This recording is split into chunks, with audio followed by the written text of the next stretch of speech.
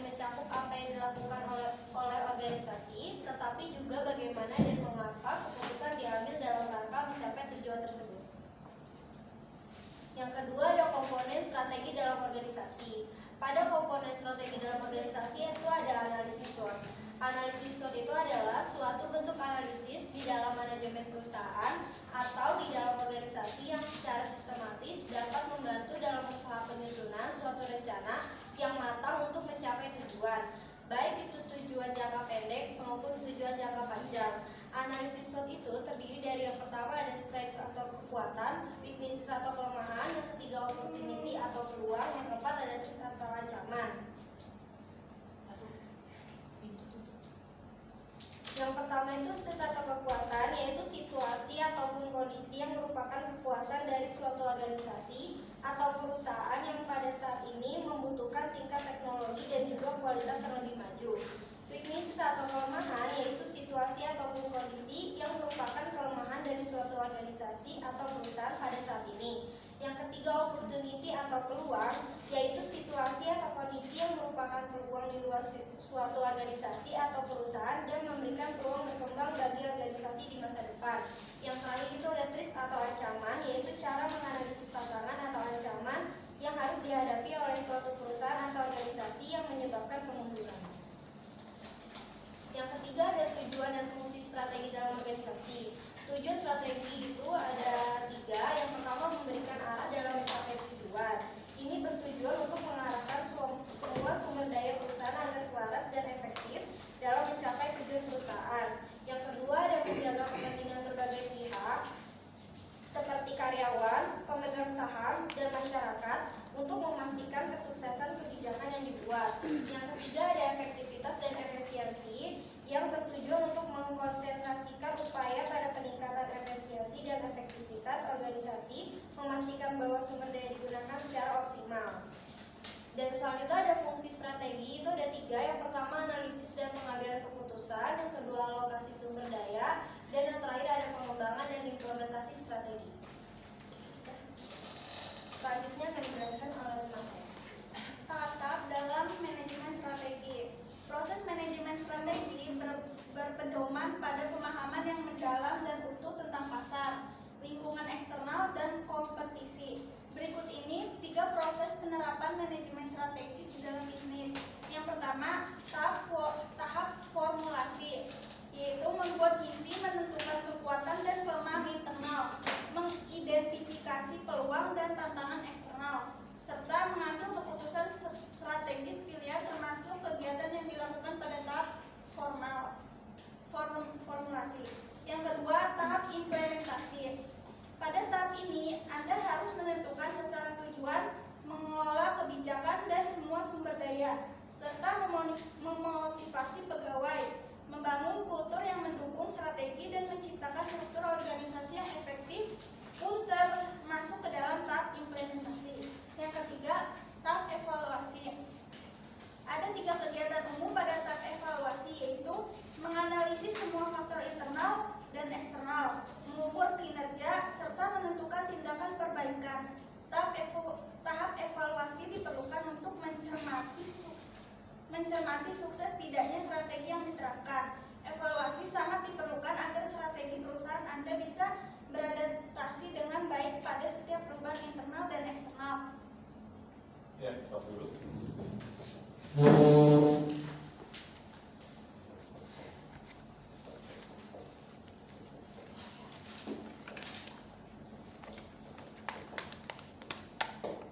Nah, ini kita akan bahas mengenai manajemen strategi atau strategi dalam organisasi. Nah, kalau kita bicara mengenai strategi, berarti setiap perusahaan bisnis yang bergerak dalam industri seperti yang menghasilkan suatu barang ataupun jasa, pasti perusahaannya ingin maju, berkembang. Lalu perusahaannya punya berbagai macam jenis bisnis. Keuntungan perusahaan tersebut semakin meningkat. Bahkan kalau perlu perusahaan tersebut punya beberapa perusahaan-perusahaan cabang, bahkan bukan hanya bersaing secara nasional atau lokal, tapi juga bisa bersaing secara internasional. Berarti kalau memang perusahaan ingin seperti itu dan memiliki harapan dan keinginan supaya perusahaannya terus mengalami kemajuan, berarti apa yang perlu dilakukan? Berarti jawabannya adalah salah satunya perusahaan harus bisa bagaimana menyusun strategi. Nah, strategi ini adalah sebuah upaya, cara, tindakan yang diambil perusahaan. Bagaimana nanti untuk merumuskan upaya pertama dalam upaya untuk memenangkan persaingan. Nah, namanya bisnis atau usaha pasti ada persaingan. Nah, tetapi yang terpenting bukan persaingannya. Bagaimana perusahaan mampu menghadapi persaingan? Supaya bisa menghadapi persaingan berarti harus ada upaya yang dilakukan, tindakan. Tindakannya apa? Berupa strategi, yaitu merumuskan cara yang nantinya menjadi sebuah tindakan atau action untuk memenangkan persaingan dalam menghadapi berbagai persaingan-persaingan yang terjadi di perusahaan, baik yang menghasilkan barang ataupun yang menghasilkan suatu jasa.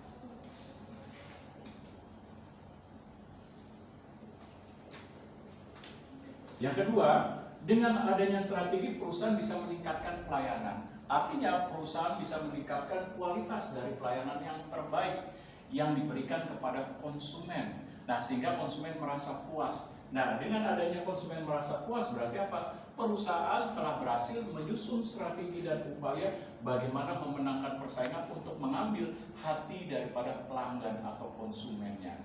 Nah, sehingga dengan adanya kepuasan konsumen dengan pelayanan yang diberikan melalui strategi yang diciptakan perusahaan, berarti konsumen akan terikat oleh perasaan emosionalnya. Seperti dia merasa puas dengan pelayanan sehingga diharapkan apa? Datang kembali ke perusahaan tersebut untuk membeli suatu produk atau merasakan pelayanan yang diberikan oleh perusahaan.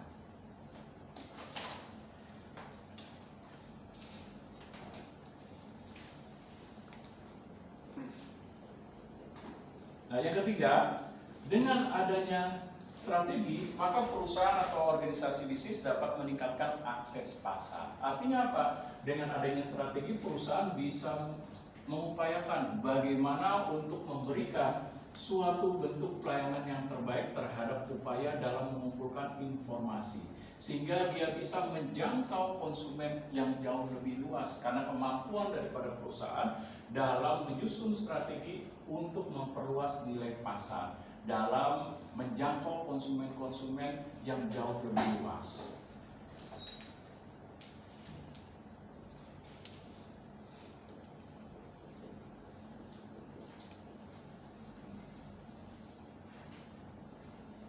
Nah, selanjutnya, bahwa dengan adanya strategi dalam organisasi, maka perusahaan bisa menjadi leader market. Nah, leader market itu artinya apa? Dengan strategi, upaya, cara, perencanaan, dan juga tindakan untuk bisa nantinya perusahaan itu berhasil, maka dia akan menjadi pemimpin pasar. Pemimpin pasar artinya menguasai keseluruhan terhadap produk-produk yang dijual. Artinya produk tersebut disukai, menjadi primadona.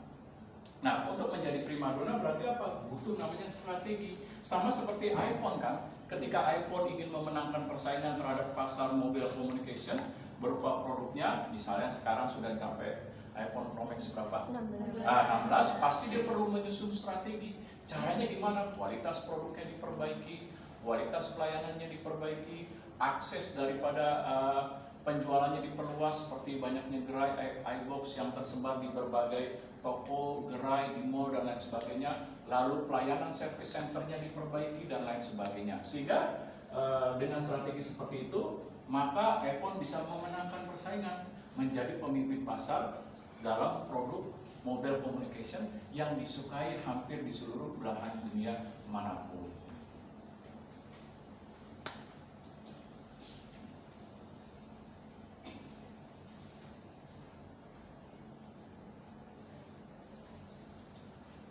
Nah, selanjutnya, dengan adanya strategi perusahaan bisa melakukan upaya yaitu evaluasi. Nah, evaluasi ini apa? Upaya yang dilakukan oleh perusahaan untuk bisa melihat kembali sejauh mana sih pencapaian, keberhasilan, impian, tujuan dan sasaran yang sudah dicapai perusahaan ataukah sudah tercapai atau terrealisasi atau belum. Nah, seperti misalnya contoh Nokia pernah memenangkan persaingan terhadap mobile communication, tetapi dia tidak melakukan upaya apapun. Artinya dia puas keberhasilannya dalam strategi. Oke, silakan. Nah, dia tidak melanjutkan Apa yang terjadi ketika orang sudah merasa puas perusahaan tidak melakukan perbaikan, tidak melakukan upaya lagi dalam menyusun strategi secara benar? Kita lihat sekarang Nokia, pasarnya sudah hampir seluruhnya diambil alih oleh pesaingnya, baik diambil alih oleh iPhone, Samsung, lalu handphone China dan lain sebagainya. Karena kenapa ini? Di mana Nokia tidak melakukan evaluasi kembali terhadap strategi yang telah diambil untuk memenangkan persaingan. Ingat, namanya bisnis persaingan. Belum tentu hari ini menang, di kemudian hari sudah pasti menang. Belum tentu. Hari ini bisa dia menjadi pemimpin pasar, di 5 tahun kemudian menjadi pecundang pasar, bisa. Pasarnya diambil alih, contoh seperti Nokia.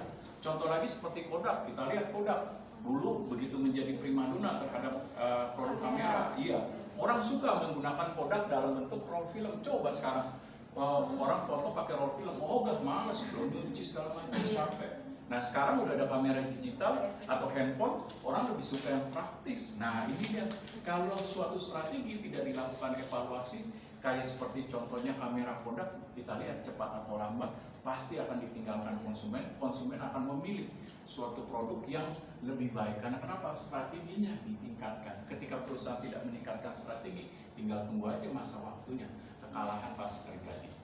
Nah ini dia.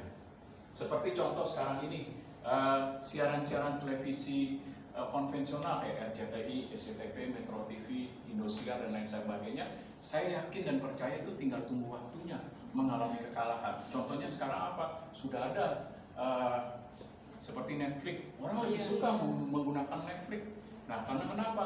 Siaran televisinya lebih update, lebih disukai oleh banyak orang dengan siaran-siaran bioskop-bioskop. Nah, ketika seperti misalnya televisi siaran nasional, siaran konvensional masih bertahan dengan pola yang lama, kita tunggu aja waktunya, pasti akan mengalami kekalahan. Begitu juga sekarang YouTube sudah diperbarui sekarang.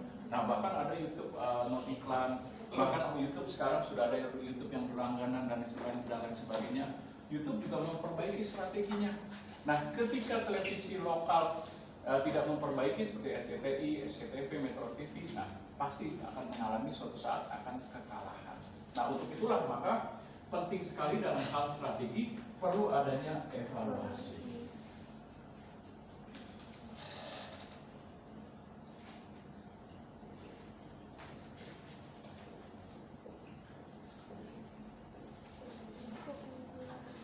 Nah, dengan adanya strategi perusahaan akan bisa menciptakan keunggulan kompetitif. Apa ini keunggulan kompetitif? Kemampuan untuk bersaing. Contoh saya ambil perusahaan Microsoft yang menghasilkan produk Windows. Kita lihat Windows itu sudah ada di tahun 1995, Windows 95. Nah, sampai sekarang dia masih bisa bertahan, bahkan produknya masih unggul. Banyak sekarang perusahaan-perusahaan di dunia, perusahaan nasional, perusahaan lokal, bahkan universitas, laboratoriumnya masih menggunakan Windows. Bahkan sekarang Windows terus berinovasi sampai Windows ke 11 ya. Nah, kenapa Windows mampu bertahan sampai sekarang? Walaupun ada pesaingnya, yaitu yang ingin mengalahkan yaitu produk Linux atau Macintosh, tapi tetap Windows masih menjadi pemimpin pasar. Karena kenapa nih? Kemampuan strateginya dalam menciptakan keunggulan sehingga belum bisa mampu mengalahkan. Nah, inilah pentingnya strategi. Bagaimana strategi itu terus-menerus ditingkatkan. Sama seperti Windows supaya bisa menciptakan keunggulan bersaing. Produknya sulit ditiru, produknya memiliki nilai keunggulan tersendiri di mata konsumen. Nah, sehingga konsumen menyukai, bahkan timbul fanatik terhadap penggunaan produk Windows. Nah, kalau misalnya nggak pakai produk Windows, kayaknya penggunaan komputer ada yang kurang deh. Nah, ini. Nah, saya stop dulu. Ada pertanyaan kira-kira?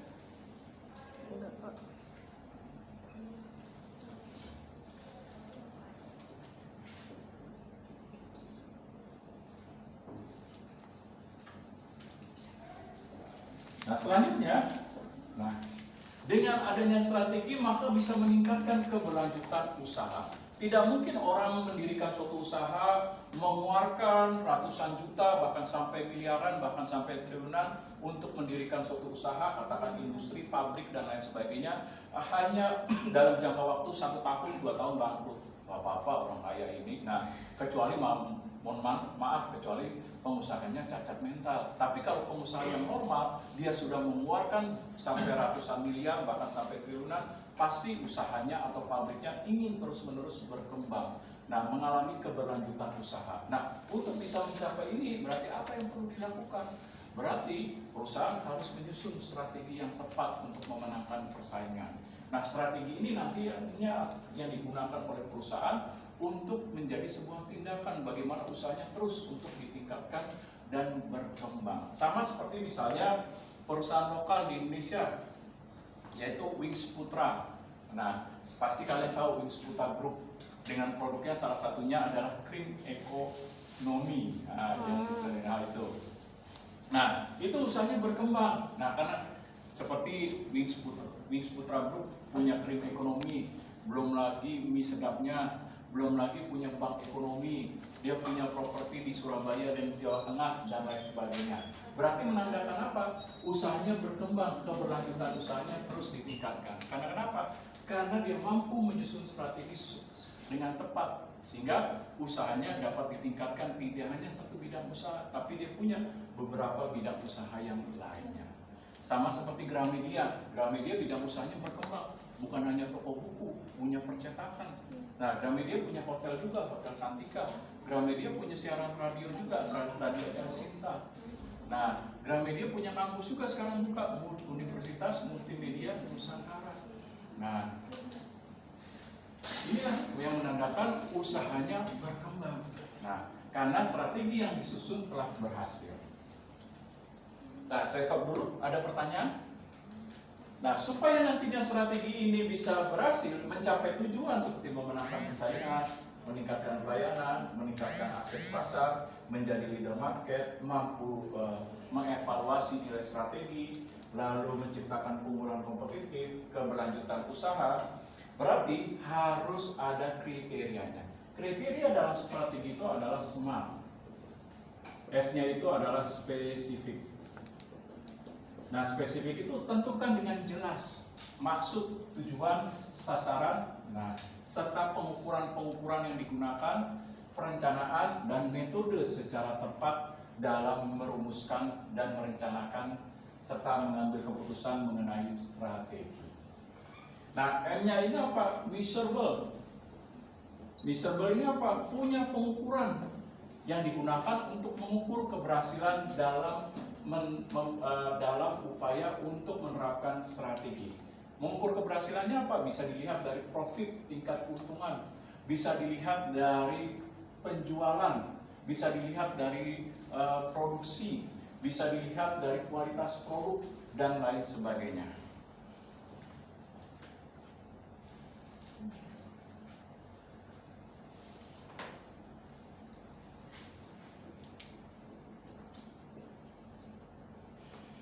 Nah, selanjutnya achievable. Achievable ini artinya apa? Bahwa strategi yang telah disusun, direncanakan, lalu diimplementasikan harus bisa dicapai, diraih.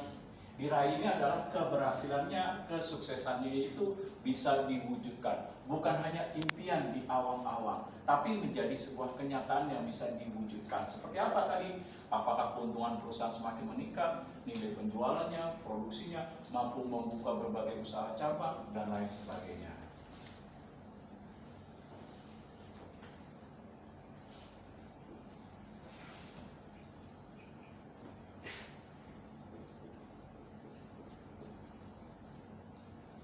Nah, selanjutnya relevan. Relevan itu strategi yang diciptakan itu terkait gak? Terkaitnya dengan jenis bidang usaha yang dipilih. Seperti contoh, kalau bisnis usahanya percetakan berarti apa? Strateginya harus berkaitan dengan percetakan. Nah, jangan strateginya tiba-tiba melintas tidak sesuai dengan percetakan. Misalnya strateginya diambil strategi tentang penyiaran, tentang komunikasi yang nyambung. Nah, ketika kita bikin usaha misalnya percetakan, penerbitan buku, berarti strateginya apa? Strategi yang kita kaitkan harus relevan terkait seperti konsumennya. Berarti apa? Kalau buku, konsumennya bisa mahasiswa, bisa pelajar, lalu bisa nanti konsumennya saya bisa ke sekolah-sekolah menawarkan buku, bisa nantinya ke universitas atau ke misalnya yayasan pendidikan, misalnya non formal seperti kursus-kursus, lembaga dan lain sebagainya. Nah, ini berarti harus terkait relevan dengan usaha atau bisnis yang dipilih.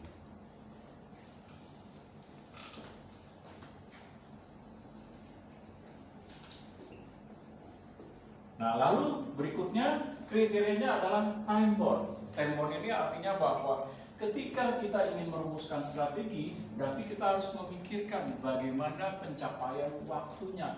Berapa lama pencapaian waktunya untuk bisa diimplementasikan, dilaksanakan supaya nanti bisa diraih keberhasilannya atau pencapaian tujuan dan sasaran. Nah, sama seperti kalian kan pasti dikejar waktu nih. Apa? Namanya orang tua tidak mungkin selamanya sehat. Nah, namanya orang tua pasti ada masanya dia sudah tua. Nah, ketika dia sudah tua tidak mampu membiayai biaya pendidikan Anda harus berjuang dalam waktunya apa seperti kejar-kejaran. Dalam arti kalian harus lulus dengan tepat waktu, dengan target supaya nanti orang tua sudah misalnya sudah sepuh, sudah pensiun, dia tidak lagi mampu bekerja, kalian lah paling tidak harus sudah mandiri. Nah, dalam menghidupi diri sendiri. Nah, ini contohnya time bound. Nah, begitu juga perusahaan juga harus ada jangka waktunya. Ketika strategi itu ditetapkan, dirumuskan, berapa jangka waktu untuk pencapaian keberhasilan dalam strategi yang akan dilaksanakan. Nah, ini dia bicara time bound. Nah, oleh sebab itu, strategi ini apa? Nah, strategi ini adalah upaya, cara untuk dianalisa bagaimana merumuskan dalam teknik-teknik dan proses untuk memenangkan persaingan dalam mencapai tujuan dan sasaran. Yang sebelumnya apa? Butuh perencanaan dan pengambilan keputusan yang akan dilaksanakan. Nah, tentu dalam hal ini apa? Perlu mengamati faktor yang dinamakan lingkungan. Nah, oleh sebab itu, kalau kita bicara strategi, berarti kita harus bisa bagaimana menciptakan upaya dalam merumuskan strategi. Nah, upaya dalam merumuskan strategi ini dinamakan adalah formulasi strategi. Nah, formulasi strategi seperti ini. Pertama, di sini dimulai dari visi dan misi dulu. Nah, ada yang tahu visi itu apa? Visi itu Pak, yang di belakang dilarang makan. Bukan. Visi itu apa? Impian, keinginan, harapan, cita-cita yang ingin dicapai perusahaan dalam jangka waktu yang panjang. Nah, biasanya ada target waktunya. Ada yang 5 tahun, ada yang 10 tahun, ada yang 15 tahun, bahkan ada yang di atas 25 tahun. Nah, bahkan bisa lebih. Nah, kok bisa begini Pak? Jawaban yang benar bagaimana?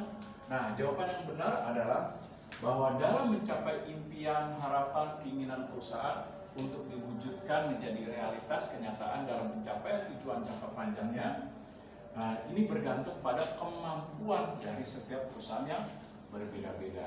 Nah, kalau perusahaan go internasional, perusahaannya sudah besar seperti Apple, mudah 5 tahun, 10 tahun bisa dicapai. Tapi kalau perusahaannya masih berskala kecil, pasti bisa 15 tahun, bahkan bisa sampai di atas 25 tahun. Nah, berarti tergantung kemampuan dari perusahaan masing-masing. Nah, contohnya seperti apa? Sido muncul tuh, kalau kalian tahu, perusahaan jamu yang sekarang dikelola modern, yang punya pabrik, itu butuh waktu 4 generasi tuh. Nah, untuk mengembangkan usaha, baru 4 generasi baru berhasil, dia punya pabrik sendiri yang dikelola jamu modern yang dinamakan PT Sido Muncul. Dulunya masih sederhana, masih model digerus pakai batu. Nah, sama seperti teh botol Sosro. Nah, nama Sosro itu diambil dari pendirinya, Sosro Amijoyo. Nah, diambil nama pendirinya, Sosro Amijoyo. Nah, generasi ketiga itu baru berhasil Sosro. Dia mendirikan pabrik. Nah, oleh sebab itu, keberhasilan dalam mewujudkan impian itu setiap perusahaan berbeda-beda. Nah, visi ini apa? Harus memberikan sebuah arti, yaitu membawa impian, memiliki impian, harapan, dapat menginspirasi, lalu dapat direalisasikan dan terukur. Nah, inilah kriteria visi dan misi. Nah, saya akan menguraikan mengenai misi. Apa ini misi? Misi itu bicara mengenai hasil, output. Nah, yang disusun apa? Dari sebuah pernyataan yang mudah dipahami, dimengerti, nah terhadap pencapaian sebuah harapan. Contohnya misalnya saya ambil nih Universitas Bung Karno. Bung Karno punya ini apa? Impiannya misalnya 50 tahun kemudian menginginkan bahwa perguruan tinggi ini mampu menjadi perguruan tinggi kelas internasional misalnya. Contoh sekelas misalnya universitas yang ada di Singapura, Nanyang University, misalnya. Nah, berarti untuk menjadi seperti itu, nah outputnya apa saja? Pertama, mau tidak mau dia harus menguraikan setiap lulusannya harus bersaing di tenaga kerja internasional. Harus banyak lulusannya bisa terserap kerja di perusahaan-perusahaan internasional, perusahaan IBM, perusahaan Google, perusahaan PlayStation. Nah, jangan perusahaan lokal seperti Sido muncul. Nah, namanya mau jadi perusahaan internasional berarti para lulusannya harus bisa bersaing di perusahaan-perusahaan internasional kelas dunia. Nah, lalu apa lagi? Misalnya Universitas Bung Karno pengen 50 tahun mendatang sekelas dengan Nanyang University kualitasnya. Nah, lalu apa lagi? Yang kedua misalnya. Nah, berarti setelah para lulusannya berarti apa nih? Nah, hasil penelitiannya harus mampu membawa perubahan terhadap memberikan kontribusi bagi kemajuan dunia ilmu pengetahuan dan teknologi. Nah, ini dia outputnya, misinya. Lalu misi ketiga apa? Kalau mau perusahaan perguruan tinggi internasional. Yang ketiga, jangan lupa apa yang ketiga? Memiliki keunggulan dalam bidang kompetisi keilmuan yang dibutuhkan untuk kelas internasional atau perguruan tinggi internasional. Seperti misalnya manajemen menguasai misalnya bidang tren ilmu apa yang berkembang sekarang ini. Nah, ini dia dan lain sebagainya. Nah, setelah ini visi dan misi, baru selanjutnya prosesnya apa? Ini dia.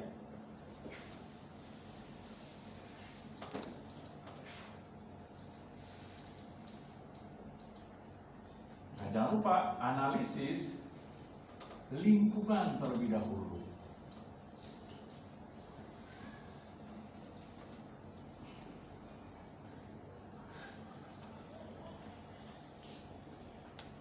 Namanya ingin merumuskan strategi, kita harus menganalisis lingkungan. Bagaimana lingkungannya? Bagus atau tidak? Mendukung atau tidak terhadap strategi yang akan dirumuskan oleh perusahaan. Nah, untuk bisa menganalisis lingkungan terlebih dahulu, harus analisis lingkungan.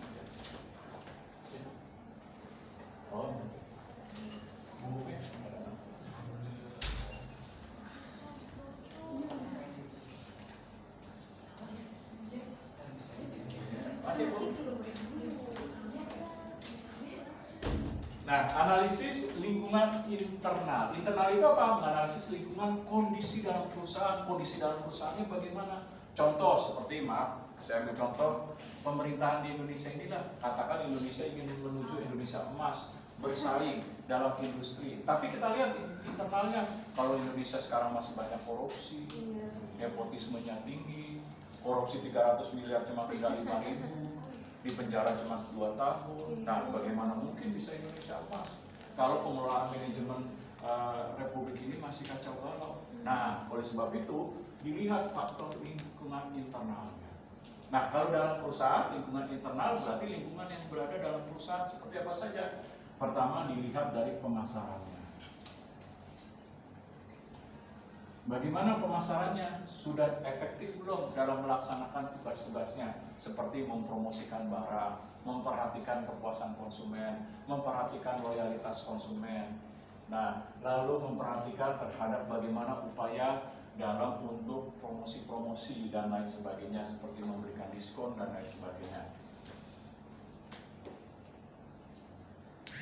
Nah, yang kedua dilihat dari lingkungan eksternal produksinya. Bagaimana produksinya? Kemampuan dalam menghasilkan barang. Diperhatikan nggak kualitas produk, mutunya? Diperhatikan nggak kuantitas produk, jumlah kemampuan produksinya? Diperhatikan nggak alat-alat produksi, mesin-mesinnya? Nah, diperhatikan nggak terhadap bahan bakunya? Jangan sampai bahan baku terabaikan, tiba-tiba menghasilkan produk yang tidak berkualitas. Nah, ini dia.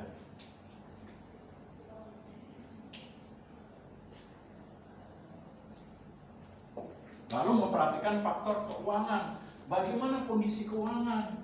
Nah, perusahaan harus memperhatikan. Sama seperti Indonesia nih. Kalau Indonesia mau menuju Indonesia emas, faktor keuangan tidak diperhatikan. Seperti korupsi dibiarkan, dana-dana yang tidak digunakan secara tepat sebagaimana mestinya. Untuk program kesejahteraan rakyat tidak diperhatikan. Nah, bagaimana mungkin bisa mencapai visi Indonesia, yaitu Indonesia emas? Nah, begitu juga sama perusahaan.